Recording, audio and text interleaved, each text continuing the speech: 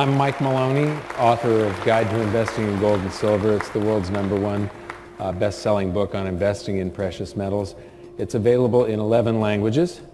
And in my book, I said that we are on a wild roller coaster of a ride, and that we would first see the threat of deflation, followed by a helicopter drop, and that would be followed by big inflation, and that has happened. There was the 2008 crisis. We're seeing the base money around the planet being hyperinflated right now, while all of the credit aggregates are collapsing, and so it's sort of netting out to zero inflation or just slightly positive inflation, even though base money around the planet is just taking off like a rocket. But it would then be followed by a real deflation and then followed by hyperinflation. So I think it sort of looks like this. We've got the markets going up in the real estate bubble in 2007, and then we had the threat of deflation, which was the 2008 market crash and the big helicopter drop of currency, and you are here. And then I think that we're going into something like this, and it'll be followed by the world's central banks overreacting. People say, some people say I've been calling for hyperinflation, hyperinflation, hyperinflation. There isn't any time that I can find in all of history where a population that's all on one side of the boat, when you have a nation of debtors, what has to happen is that you go into a deflation first, allowing the banks to foreclose, and the public in general is on the losing side of the bet. We are entering a period of financial crisis that is the greatest the world has ever known. The wealth transfer that will take place during this decade is the greatest wealth transfer in history. Wealth is never destroyed, it is merely transferred, and that means that on the opposite side of every crisis there is an opportunity. The great news is that all you have to do to turn this crisis into your great opportunity is to educate yourself. I believe that the best investment that you can make in your lifetime is your own education. Education on the history of money, education on finance, education on how the global economy works, education on how all of these guys, the central bankers, the stock market, how they can cheat you, how they can scam you. If you learn what is going on and how the financial world works, you can put yourself on the correct side of this wealth transfer. Winston Churchill once said that the further you look into the past, the further that you can see into the future. This program is all about creating your own crystal ball, being able to gaze into the future, being able to change this crisis, the greatest crisis in the history of mankind, into your great opportunity.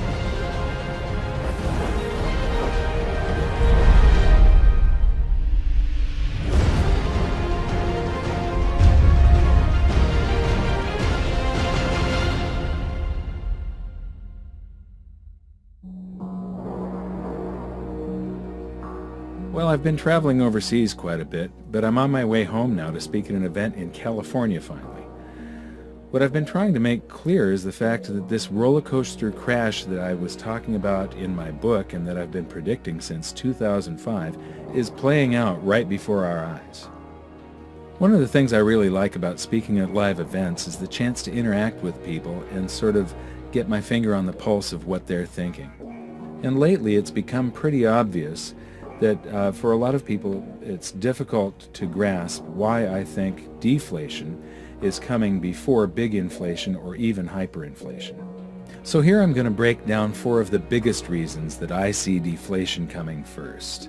The first one is simple. The overreaction to the 2008 crisis has caused a credit debt bubble, and all bubbles pop. So I talked about hyperinflating base money. This is hyperinflation right here.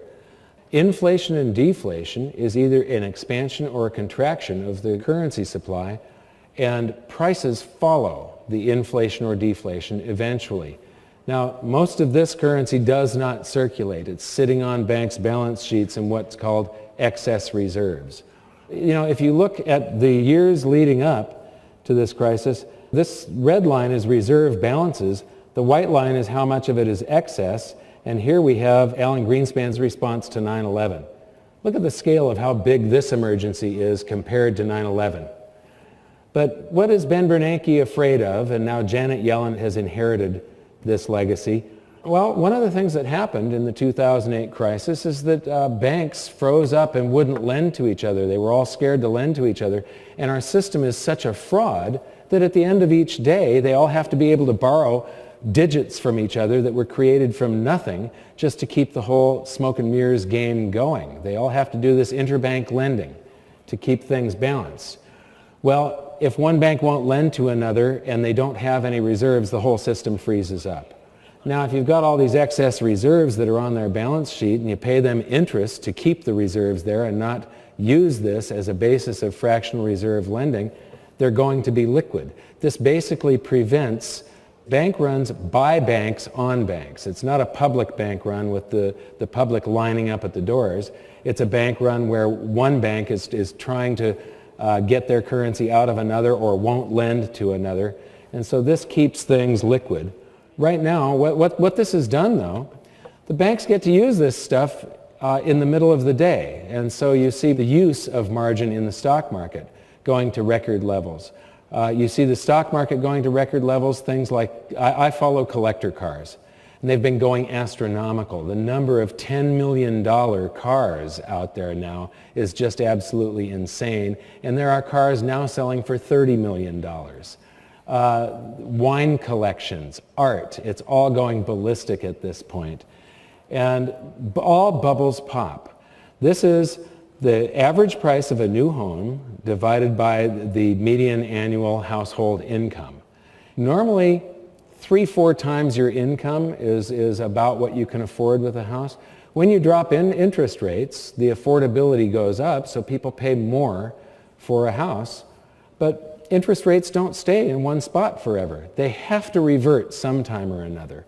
And all these people are going to be trapped. Every bubble pops, that's a bubble. We are in for something big again, and this time it's going to be more horrific than the crash of 2008, simply because the response to 2008 created a lot of stored energy. And then when the market crashes, that energy is released in the opposite direction. That previous chart of the hyperinflation of base money, well, we're going to get a reaction from all of this. Whatever bubble you're in, the opposite happens of what is of greatest benefit to the most people. Right now, if we went into big inflation or hyperinflation, the average Joe six-pack would get rewarded for mass stupidity. They're all out on credit. We're in a credit boom. We're in a bond bubble. Those bubbles have to pop, and the popping of a credit bubble is deflationary. It's deflationary. And history's crystal clear on that. A lot of the gold bugs say, the Federal Reserve and central banks, they're creating money, which they are unprecedented. But they're actually inflating to fight the deflation that started to set in the late 2008, early 2009. And if you look back at history, you say every major debt and financial asset bubble in history, the railroad bubble of the early 1870s at peak, followed by deflation. The auto and farm bubble and tractor bubble, that's actually a tractor bubble that caused the Great Depression. It was farms failing, and it was smaller local banks failing that caused the Great Depression and high unemployment. Deflation, because the deflation has to root out the massive debt and the financial assets that get overinflated. And it's good. If we bring down the cost of living, if we restructure debt, if we bring financial assets down, it actually improves our standard of living long term, but it is painful when it happens.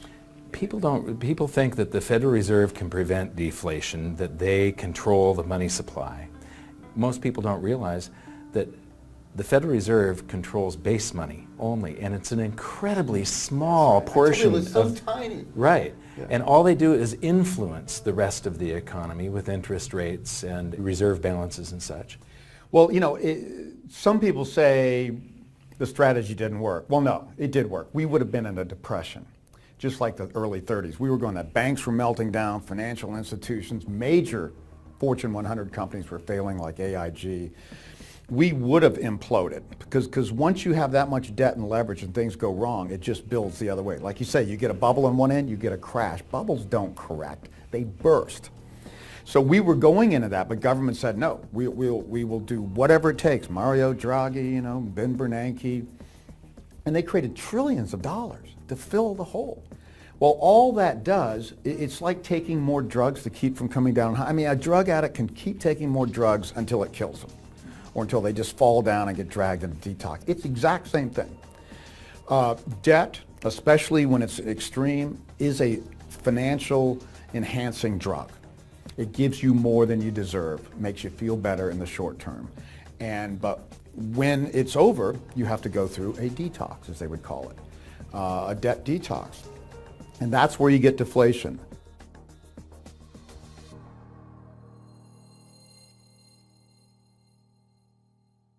This is the demographics of the United States back in the year 1940.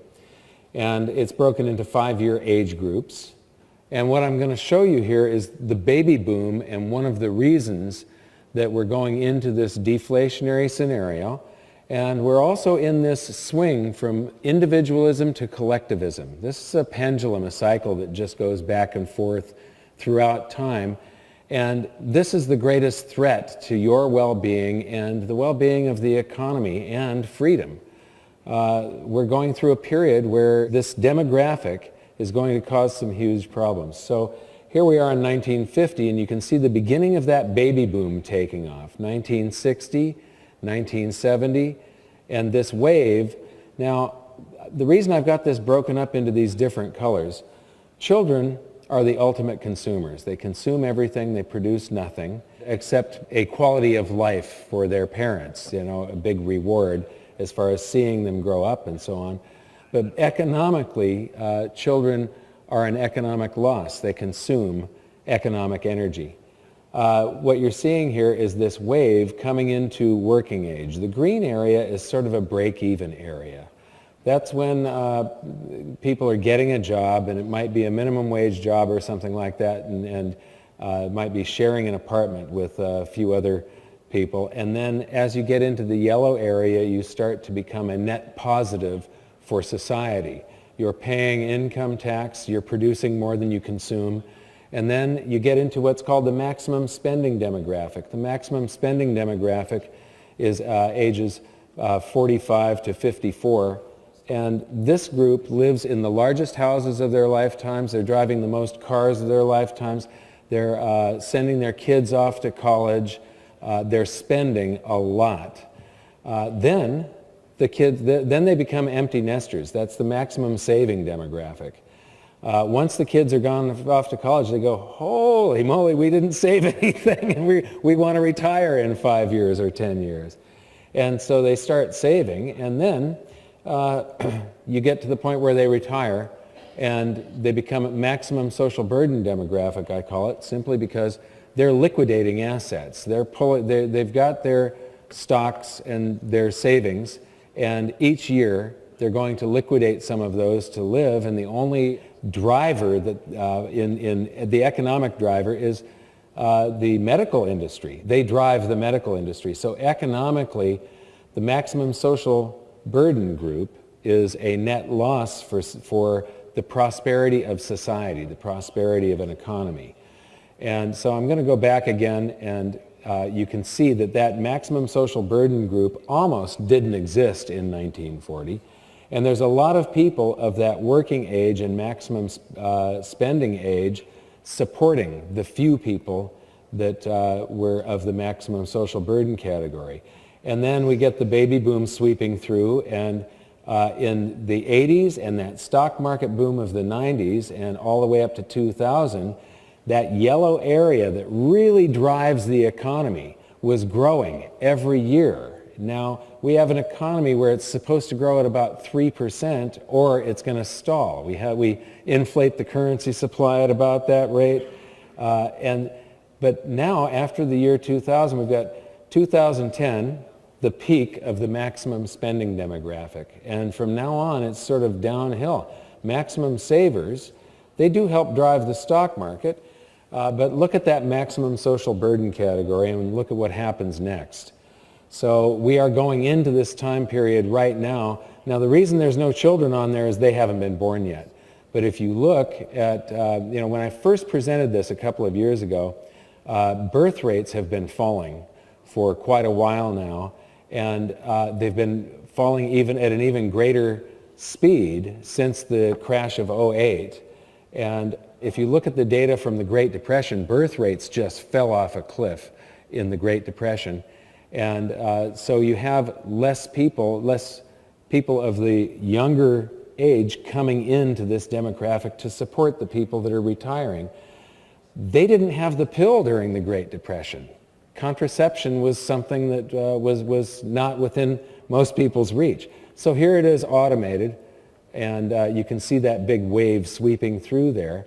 And if you could imagine data for the children, it would be at a much lower rate. And if we do have a big economic pullback, you're going to see that really reduce. So we're in, most likely, some very serious trouble here, because all of our social programs and the way the economy and the society is set up, everybody's expecting to be able to retire at a certain age and live fairly comfortably off of the rest of us, off of the government. Any comments on these different age groups, maximum spending, demographic, maximum savings, and maximum social burden? You've got the same model we do. What is unique at this time in history, and it's the main topic of my most recent book. That's why I call it the demographic cliff. This is the first time in most wealthy countries, there's a few exceptions, let's call it Sweden, Switzerland, and Australia, countries like that, that have a larger millennial or echo boom, but almost every other country has an echo boom that only comes up near the same heights or is much smaller, like Germany and Japan. So this echo boom here is what you're talking about. So my question to people is, like you say, it is a pyramid. Each generation has been larger and more wealthy to help pay off the debts or the accumulation from an aging generation before them. What happens when the millennial is having to support a generation that's actually larger than them? And what happens when there's not enough for them to drive house prices back? I've got a model now for housing that says people spend the most on housing at age 41, but then when they die at age 79 or 80 on average, they become sellers. So I have to subtract the dyers from the buyers, and when I do that, baby boomers are going to be dying at higher rates than the millennials are going to be buying at some point, and there's going to be net negative demand for housing. Everybody's thinking, oh, we're going to need more housing forever. No. Not when a smaller generation follows a larger. So for entitlements, that's huge. There is no way this next generation in the U.S., nevertheless in Japan or Europe, where they're much smaller, can even hope to pay the entitlements that's been promised to the baby boomers. It's a fairy tale. And housing will never be the same. We saw the Bob Hope generation come out of World War II, the first middle-class generation in history, where the average person could buy a house on a mortgage. That was not the case in the Roaring '20s even. Only the affluent could do that. So that was a big boon for housing. And housing went out, the depression went away. Then the baby boom comes, unprecedented in numbers. All of our lifetimes, housing's gone up with a few exceptions here and there. Housing is going to do well to go sideways for the coming decades, nevertheless go up much again because of this generational shift. We've never seen this in history.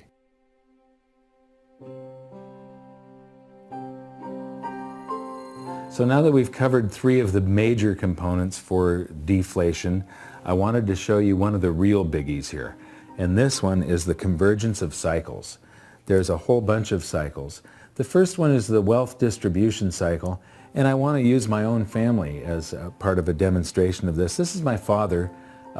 He's right here. He's about the age where he enlisted in the Army to fight in World War II. He fought in the Battle of the Bulge. He was among the troops that liberated Dachau. Here he is in the mid-50s. He was manager of an auto parts store that sold high-performance equipment. And here's his tax return from 1955. He would have been filing this about a month and a half after I was born. And so what you see here is that he's a store manager in Salem, Oregon, and his income was about $9,600, and he paid about $1,160 in tax for an effective tax rate of about 12%. And you say, well, he only paid 12% because he didn't make very much, so he was in a really low tax bracket. But wait, this is median home values. This is U.S. Census Bureau data. And here we have 1950 and 1960.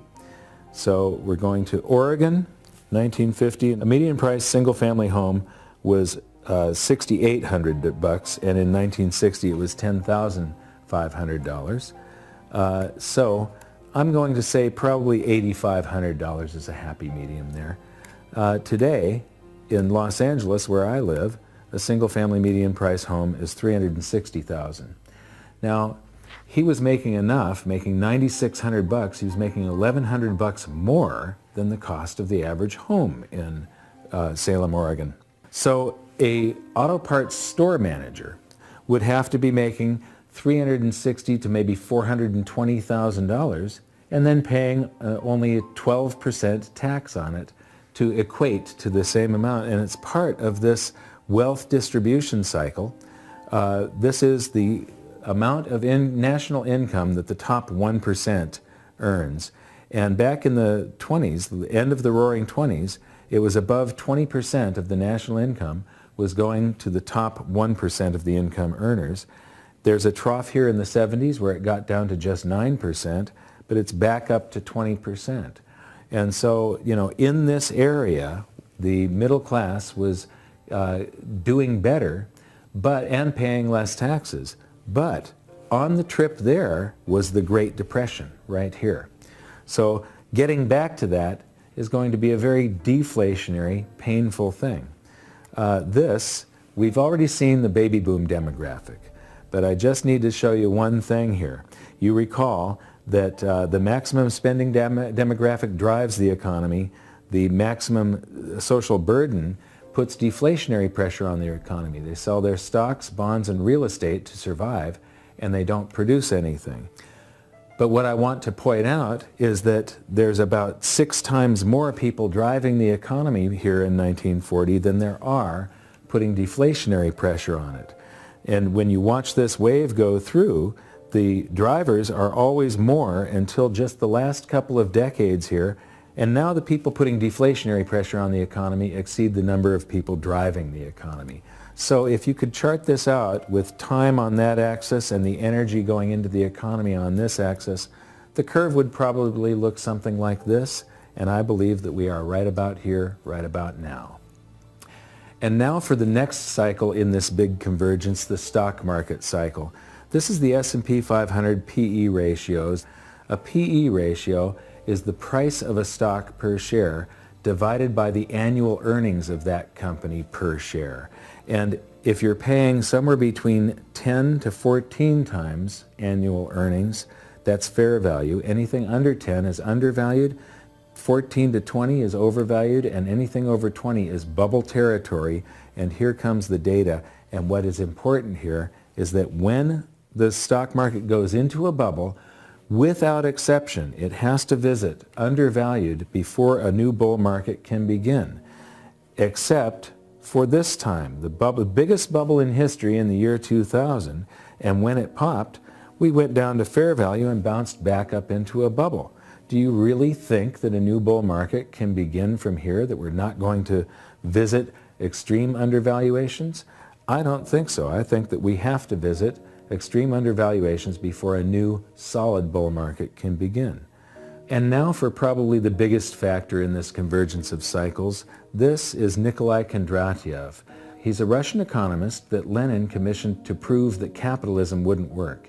He went away for a couple of years to do his studies and came back with his findings that capitalism was the superior system and would work marvelously well, but it would always suffer from these long wave boom-bust cycles to which he gave the names of seasons of spring, summer, autumn, and winter. We'll come back to this in some other episode and really dig into it. But for now, what you need to know is that the winter is the deflationary season. The last winter was the Great Depression. And they used to call this the 50-year cycle, but lately it's gotten stretched out and takes longer. I believe that it's got to be the length of a human lifetime. And the reason is that the winter is deflationary. And the people that were old enough to be of working age and have young families that lost the house, lost their job, lost the family farm, they become very emotionally scarred. and they become very risk averse and very, very frugal. And in order to make all the same stupid mistakes that we made in the roaring 20s that led to the Great Depression, that generation has to die off. Well, they have died off, and we have made all the same stupid mistakes. So this is very deflationary should it happen. And here's the supporting evidence. This is interest rates, and what you see here is that they go right along with the cycle. This is wholesale prices in the U.S., and again, they go right along with the cycle until the point the Federal Reserve decides that what we really need is constant inflation. This is one of the biggest cycles of all. It's hard for people to see, though. This east-west cycle takes about 500 years for the pendulum to swing each direction, and 500 years back. It's innovation and prosperity, swinging from Asia to Europe and North America and back. And in the Dark Ages, China was developing gunpowder. Then China stagnated while we had the Renaissance and Industrial Revolution. So ingenuity and prosperity does flow back and forth, and right now you should be able to feel that the Western economies are stagnating and have sort of stalled, while the growth in the Asian economies over the last 20 years has been mind-boggling. And so this is very deflationary for the West. And here is probably one of the most deflationary cycles of all. This is household debt as a percentage of disposable income. And alarm bells should really be going off when people owe more than their disposable income, anytime this exceeds 100%. But I believe that this is also a cycle, and that if we had data, if we could go back further, it would probably look like this. And what's interesting is that this reflects the seasons of the Kondratiev wave of spring, summer, autumn, winter. Spring, summer, autumn, winter. And we're going into a winter, and that's very deflationary. The next cycle you've seen before, we learned about this in episode 2, but it's the shift in world monetary systems. The classical gold standard, the gold exchange standard, the Bretton Woods system, the US dollar standard, and there's something that's coming next. These usually coincide with major wars, but whatever this next shift is, it's going to be chaotic, and it's probably going to be a little painful. It's not going to be pretty. Right now, we learned in episode 3 how countries are abandoning the US dollar standard at a blazing rate right now. It's developing stress cracks, and it's going to implode. And here's the thing, is that that is going to be happening with the convergence of all of these cycles.